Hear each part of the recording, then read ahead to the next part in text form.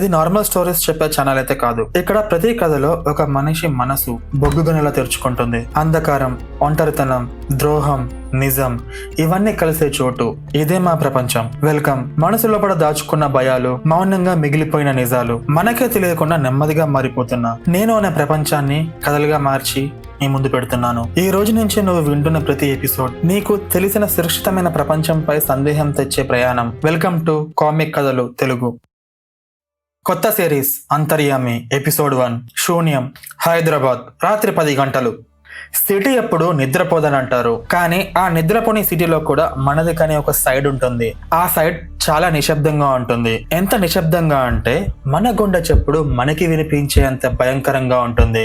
లకడి కపూల్ metro station కింద auto stand లో నిలబడి ఉన్నాడు రిషి. రిషి వయసు 26. కానీ రిషి కళ్ళల్లో అలసట చూస్తే మాత్రం ఓ 60 ఏళ్ల జీవితాన్ని అప్పుడే చూసినట్లుగా ఉంటాడు. చేతిలో ఒక పాత సంచి, జేబులో సరిగ్గా పని చేయని ఒక ఫోన్. చుట్టూ జనం ఉన్నారు. పక్కన రోడ్డు మీద ఆటో, క్యాబ్స్, బస్సులు, బైకులు చాలా గట్టిగా హారన్ మోగిస్తున్నాయి. కానీ రిషికి మాత్రం ఇవేమీ వినిపించట్లేదు. తనకి వినిపిస్తుందల్లా గత వారం రోజుల నుంచి తన తలలో మొదలైన సన్నటి శబ్దం. అది తలనొప్పి కాదు, మైగ్రేన్ కాదు, అది వేరే ఏదో. ఎవరో తన బ్రెయిన్ లోపల కూర్చుని గోడలు గీరుతున్నట్టుగా ఒక రకమైన రాపిడి శబ్దం వినిపిస్తుంది రిషికి. రిషి తన కనుబొమ్మలు రబ్ చేసుకుంటూ మళ్ళీ మొదలైంది, అందరూ నిశ్శబ్దంగా ఉండండి అనుకుంటున్నాడు మనసులో. కళ్ళు గట్టిగా మూసుకున్నాడు. ఆ శబ్దం ఈ రోజు మరింత ఎక్కువగా ఉంది. గాల్లో ఏదో మారుతున్నట్టు, తను తీసుకున్న ఊపిరి ఆక్సిజన్ చాలా బరువుగా ఉన్నట్టు అనిపిస్తుంది రిషికి. బ్రెయిన్ లో ఆ శబ్దాన్ని భరిస్తూ రిషి నడుచుకుంటూ ముందుకెళ్తున్నాడు. మాసప్ ట్యాంక్ వెళ్లే చిన్న రూట్ అది. ఆ సందులో నడుచుకుంటూ వెళ్తున్నాడు రిషి. గల్లీలో స్ట్రీట్ లైట్ అనేవి వెలగాల వద్దని కొట్టుకుంటున్నాయి. సగం ఆరిపోయాయి, సగం వెలుగుతూ ఉన్నాయి. రిషి ఒక సాఫ్ట్వేర్ ఇంజనీర్ కాదు, పెద్ద బిజినెస్ మ్యాన్ అస్సలు కాదు. కేవలం ఒక చిన్న డెలివరీ గిగ్ వర్కర్. పొద్దున్న నుంచి రాత్రి వరకు సిటీ మొత్తం తిరిగి పనిచేస్తే చేతిలోకి వచ్చేది 100 మాత్రమే. అలసిపోయిన కాళ్ళు, నిరాశగా ఉన్న మనసు, ఇదే తన ఆస్తి. అయితే రిషికి చిన్నప్పటి నుంచి ఒక అలవాటు ఉంది. తనకి మనుషుల్ని చూస్తే వాళ్ళ ముఖాల కంటే వాళ్ళ నీడలు చాలా బాగా కనిపిస్తాయి. అంటే నిజమైన నీడలు కాదు, వాళ్ళ ఉద్దేశాలు. ఎవడు మంచోడు, ఎవడు ప్రమాదకరమైన వాడు. రిషికి వాళ్ళ షాడో చూడంగానే ఒక గట్ ఫీలింగ్ వచ్చేది.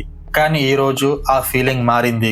ఆ సందు చివర ఒక పాడుబడ్డ బిల్డింగ్ దగ్గర ఒక 4 కుర్రాలు నిలబడి ఉన్నారు. సిగరెట్ తాగుతూ గట్టిగా నవ్వుతూ ఉన్నారు. సాధారణంగా రిషి తలదించుకుని వెళ్ళిపోతూ ఉంటాడు. గొడవలు మనకొద్దు అనే రకం. కానీ ఆ రోజు తన కాళ్ళ ముందుకి కదలలేదు, ఆగిపోయాడు. ఆ 4 వైపు చూస్తుంటే రిషి కంటి ముందు ఏదో బ్లర్ అయింది. కెమెరా లెన్స్ బ్లర్ అయినట్టు. ఆ దృశ్యం కొంచెం జూమ్ అయి కనిపించింది. కన్ఫ్యూజింగ్ గా, ఏంటిది, నా కళ్ళజోడు పవర్ పెరిగిందా?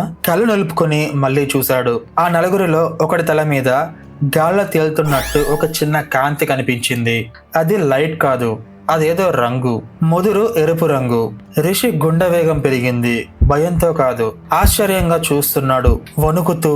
నాకేమైనా పిచ్చి పట్టిందా? వాడి తల మీద ఆ రంగేంటి?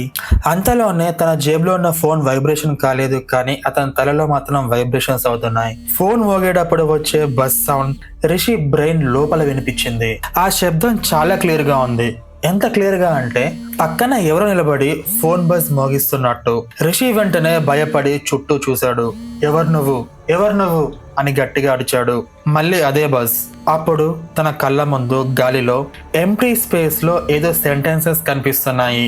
అది తెలుగు కాదు, ఇంగ్లీష్ అస్సలు కాదు. కానీ ఆ వింత లిపి అతనికి అర్థమవుతోంది. అదొక ఫీలింగ్. ఆ సెంటెన్స్ లో అవతల వ్యక్తి ప్రమాదమైన స్థితిలో ఉన్నాడు, నువ్వు జోక్యం చేసుకున్న అతన్ని కాపాడాలి అని ఉంది. రిషికి వెంటనే చెమట్లు పట్టాయి. ఇదేంటి, హాల్యూజినేషనా, లేక నేను పడుకోకుండా ఉండడం వల్ల వస్తున్న భ్రమలా ఇవి అనుకున్నాడు మనసులో. నర్వస్ గా, ఎవరు నువ్వు గట్టిగా చుట్టూ తిరుగుతూ అడుగుతున్నాడు రిషి. ఎవరు ఆన్సర్ ఇవ్వలేదు. కానీ ఆ ఎరుపు రంగు ఉన్న కుర్రాడు సడన్ గా పక్కన ఉన్న బండి మీద నుంచి ఒక కత్తి తీశాడు. అప్పటి వరకు నవ్వుతూ ఉన్న వాతావరణం ఒక్కసారిగా సీరియస్ అయింది. వాళ్ళ మధ్యలో ఏదో గొడవ మొదలైంది. రిషి బ్రెయిన్ లో నువ్వే జోక్యం చేసుకోవాలి అంటూ ఆ మాట రిషి మనసులో ఒక జపంలా వినిపిస్తుంది. కాళ్ళు వాటంతటవే కదిలాయి. రిషికి చాలా భయంగా ఉంది, కానీ ఆ భయాన్ని మించిన శక్తి ఏదో అతన్ని లాగుతోంది. రిషి భయంతో, రేయ్ ఆపండి రేయ్ ఆపండి అంటూ చాలా గట్టిగా అరిచాడు. తన గొంతు తనకి కొత్తగా వినిపించింది. అంత గట్టిగా తను ఎప్పుడు అరవలేదు. ఆ నలుగురు ఆగిపోయారు. కత్తులు పట్టుకున్న చేతులు ఆగాయి. అందరూ రిషి వైపు తిరిగారు. ఆ ఎరుపు రంగు ఉన్నవాడు రిషిని చూసి వెటకారంగా నవ్వాడు. ఎవర్రా నువ్వు? హీరో అనుకుంటున్నావా? వెళ్ళిపో, ప్రాణాలతో మిగిలిపోతావు, వెళ్ళిపో అంటూ వాడు రిషి వైపు అడుగులు వేశాడు. వాడు అడుగులు వేస్తున్నప్పుడు రిషికి మళ్ళీ ఆ శబ్దం వినిపించింది. ఈసారి ఇంకో వాక్యం గాల్లో తెలియంది. భయపడకు, ఊపిరి బిగించు, ఎడం వైపు జరుగు అనుంది. ఇదొక పిచ్చి, ఖచ్చితంగా పిచ్చే. నా బ్రెయిన్ చెడిపోయింది అనుకుంటున్నాడు మనసులో రిషి. కానీ ఆ రౌడీ కత్తిని గాల్లో తిప్పుతూ రిషి మీదకి దూకాడు. మామూలుగా అయితే ఆ కత్తి రిషి భుజానికి దిగేది. కానీ ఆ గొంతు చెప్పినట్లు రిషికి తెలియకుండానే అతని శరీరం ఊపిరి బిగించి ఎడమ వైపుకు జరిగింది. కత్తి గాలిని కోసుకుంటూ పక్క నుంచి వెళ్ళిపోయింది. రిషి షర్ట్ కూడా తాకలేదు. ఆ రౌడీ షాక్ అయ్యాడు. కానీ అంతకంటే ఎక్కువగా రిషి షాక్ అయ్యాడు. తప్పించుకున్న వెంటనే రిషి రౌడీని నేను ఎలా తప్పించుకున్నాను అని అడిగాడు. రౌడీ విచిత్రంగా రిషిని చూస్తూ కళ్ళలో ఏమైనా పెట్టుకున్నావా, నీకు తెలియదా అని అన్నాడు. రిషి గుండె ఇప్పుడు రేసు గుర్రంలా పరిగెడుతోంది. కానీ రిషికి భయం పోయింది. దాని ప్లేస్ లో ఒక ఎంతూజియాజం, ఒక ఎక్సైట్మెంట్, బాడీ అంతా అడ్రినలిన్ రష్ తోనే ఊగిపోతున్నాడు.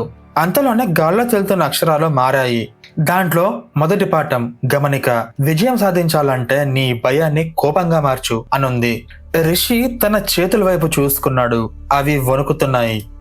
కానీ ఆ వణుకు బలహీనత వల్ల కాదు, శక్తిని తట్టుకోలేక వస్తున్న వణుకులా ఉంది.